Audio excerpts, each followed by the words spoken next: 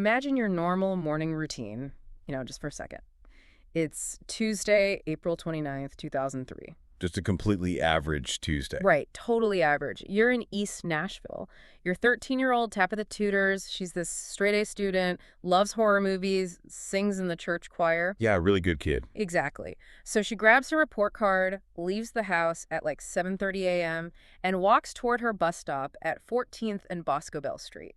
It's a 10-minute walk. A walk she does every single day. Right, but on this specific day, she never actually makes it onto the bus. Which is just terrifying. I mean, it's every parent's absolute worst nightmare. It really is. And that's what we're untangling in today's deep dive. We are looking at a baffling web of missed clues, conflicting tips, and dead ends that have lasted for over 2 decades. And we've got a really solid stack of sources for this one, too. We do. We've pulled from local news reports, official FBI and police updates, a massive Reddit thread full of local theories, and a transcript from Unsolved Mysteries. So we have a lot of ground to cover. Yeah, and our mission today is to figure out exactly what happened in that brief window of time when she vanished. Because, looking at the sources, the sheer volume of lost time right at the beginning is just unbelievable. It's structurally frustrating. This isn't just a story about a missing girl. It's really a profound look at how systemic assumptions and just a total lack of early communication can let a trail go freezing cold. Yeah, let's unpack that 10-hour gap because it's wild. So she leaves at 7:30 a.m. Her mom, Debra, realizes something is wrong at 4:10 p.m. Because Tabitha was supposed to be home to babysit. Right. Exactly. She shouldn't come home. So the parents immediately go to Bailey Middle School, and they find a custodian and a teacher. And what do they tell them? They tell the parents that Tabitha hadn't been in class all day long, not for a single period. Oh, wow. And the school just never called the parents? Nope. They never called. So the parents are panicking, obviously, and they finally call the police by 6:000 p.m. Which is nearly 10 hours after she was last seen. That's a massive chunk of time. It's huge. And then the police arrive, and they initially classify Tabitha as a runaway. They just assumed she took off. Yeah. And because of that, no Amber Alert is issued. Nothing. And I just have to push back on this because reading the sources, it makes no sense. Why do you say that? Well, the family fiercely pushed back. They told police, look, Tabitha is a total homebody. She literally slept at the foot of her parents' bed because she wanted to be close to them. Oh, wow. Yeah, and she had perfect attendance. Plus, she left her $20 allowance and her house key sitting right there in her room. Oh, she left her money behind. Yes. So, why would investigators default to a runaway theory when the physical evidence points to the exact opposite? Well, it's incredibly frustrating, but statistically, missing teenagers over a certain age are very often runaways. Right. Just playing the numbers. Exactly. Law enforcement kind of relies on these statistical heuristics to manage resources. But applying that assumption so rigidly here cost them the most critical hours of the search. Because without the Amber Alert, the public wasn't even looking for her. Right. If people don't know to look, they won't. And because that initial search was delayed by the whole runaway theory, investigators had to rely on whatever physical or digital breadcrumbs she left behind. Which, honestly, only deepened the mystery. Oh, for sure. The clues in her room are so weird. Yeah, let's talk about those. So they search her room, right? And they find this handwritten note. Judicial note. Yeah. It just says TDT-N-MTL. Now, TDT obviously stands for Tabitha Danielle Tuders. Right, her initials. But the MTL part. It remains a complete mystery. Nobody knows what it means. Nothing in her friend group matched those initials. Nope. They asked everyone. Nothing. And then there was this strange business card they found. The one with her name on it. Yeah, it had her name and number, but it had the words sexy girl printed on it. Which is so strange for a 13-year-old. Very. And someone had crossed that out and handwritten ghetto girl over it. Wow. That's a huge contrast to the naive homebody her parents described. Exactly. And it gets darker when you look at her digital footprint.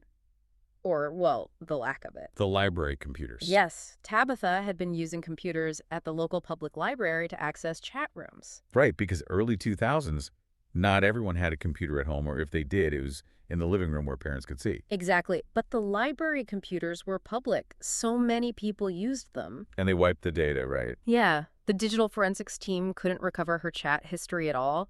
It's incredibly frustrating. It's honestly like finding a victim's diary in the fireplace. That's a really good way to put it. Like, all the answers are written in the ashes, but the technology just isn't there to read it.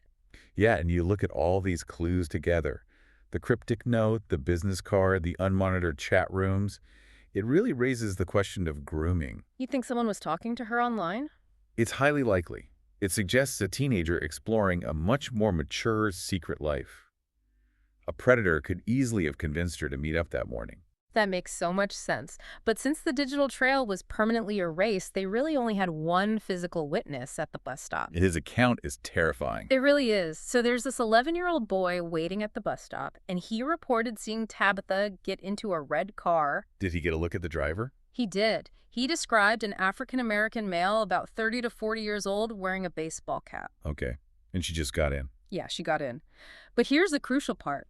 The car didn't continue down the road toward the school. It actually reversed course and drove back up the hill. Which is highly suspicious. Right. And we actually know this part is true because 4 certified search dogs corroborated it. Wait, 4 different dogs? Yes, 4.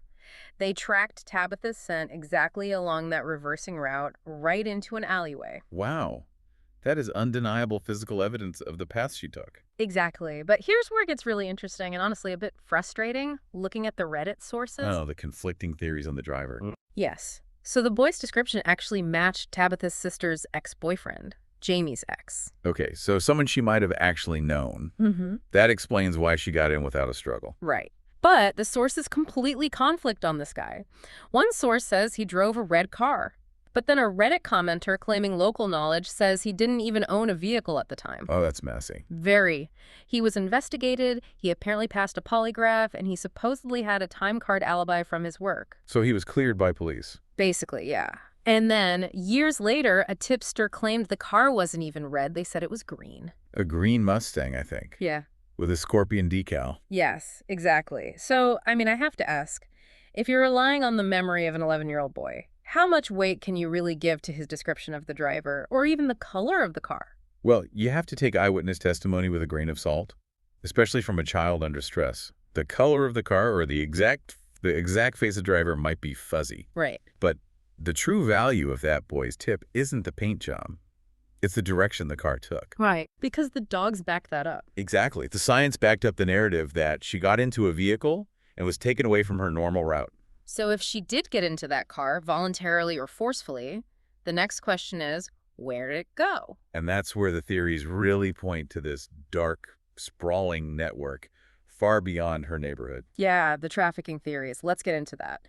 Because in 2020, the police explicitly stated they were looking into tips that she was drugged and pushed into human trafficking. Specifically prostitution rings. Yeah. They mentioned Nashville's Dickerson Road and Trinity Lane area, which was a known red light district. And they were looking at a specific suspect for that, right? They were. They focused on a man who was actually currently in federal prison for other crimes. Which shows you the kind of people operating just miles from where she lived. It's terrifying. And the sightings span way beyond Nashville. Like in October 2003, a truck driver and a hotel clerk reported seeing her in Linton, Indiana. Wait, Linton? That's over 200 miles away. Yeah, over 200 miles. They said a girl strongly resembling Tabitha looked really anxious and afraid. Was she alone? No, she was with an older man and another teenage girl. That fits the trafficking model perfectly, moving victims across state lines to disorient them. Exactly. And the tips just kept coming. In August 2020, the FBI and local police actually searched this 6-acre rural property in Hickman County. Bon Aqua, Tennessee, right? Yeah, Bon Aqua. There was a dilapidated house there. They searched it based on a tip, but unfortunately they found nothing. It's so frustrating. And the sources also mention potential links to other missing girls in the South around that time. Yes, like 11-year-old Heaven Lachey Ross. She vanished in Alabama, right? Right, just months after Tabitha. Also walking to her bus stop. So, what does this all mean? We went from a simple walk down a quiet neighborhood street to this massive interstate web stretching from local trailer parks to a hotel in Indiana. It really shows how quickly a local disappearance can vanish into a national blind spot. It's overwhelming. It is. But it also connects some crucial dots. So you have the vulnerability of a young teen, the proximity of East Nashville to major interstates. Like I-24 and I-40. Exactly. And the sheer volume of local predators. The sources note that neighbors living directly across the street from Tabitha were later arrested for crimes against minors. Wait, the Oldhams. Yeah, Which paints this horrifying picture of a really high-risk environment that was just masquerading as a quiet, safe neighborhood. So she was surrounded by potential danger, both online and literally across the street. exactly. Which brings us to the current status of the case. Because Tabitha would be 34 years old today. That is just so hard to process. It really is. The National Center for Missing and Exploited Children has released an age-progressed image of her. To show what she might look like as an adult. Right. And the FBI is still offering a $50,000 reward for information. Which means the case is still active. They haven't given up. They definitely haven't, but the people who really haven't given up are her parents. This part of the sources just breaks my heart. Yeah, Bo and Debra. They still live in the exact same house. Her room is completely untouched. Still, after 20 years. Yes. Her makeup, her little trinkets, everything. Her mom regularly goes in there and dusts it. Wow. They refuse to move. They are terrified that if she somehow escapes and comes home, she won't know where to find them. That is the textbook definition of ambiguous loss. Ambiguous loss. Yeah, it's a psychological term. When someone dies, there's a funeral. There's closure. You can start to grieve. Right. But with a missing person, especially a child, the family is trapped in limbo. The Yeah. grieving process is frozen. They can't move forward because moving forward feels like giving up hope. So they just wait every single day. Every single day, waiting for a door to open that hasn't moved in 2 decades. That's just agonizing. So for you listening, we want to remind you of Tabitha's defining features. At the time she disappeared, she was 4'9" and about 100 pounds. She had sandy blonde hair and blue eyes.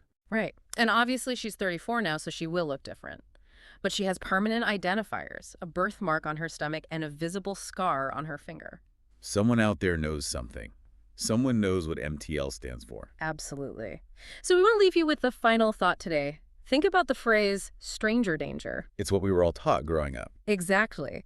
We teach children to fear the boogeyman jumping out of the bushes to grab them in the dark. The obvious monster. Right. But the tragedy of Tabitha Tuders suggests that the real danger doesn't always look like a monster. It often comes from the subtle, unseen grooming that takes place in public chat rooms. Or through a neighborhood acquaintance. Exactly. Someone offering a ride on a Tuesday morning. It's those subtle dangers that leave a family trapped forever in the agonizing limbo of ambiguous loss. Just waiting for answers. Waiting for answers.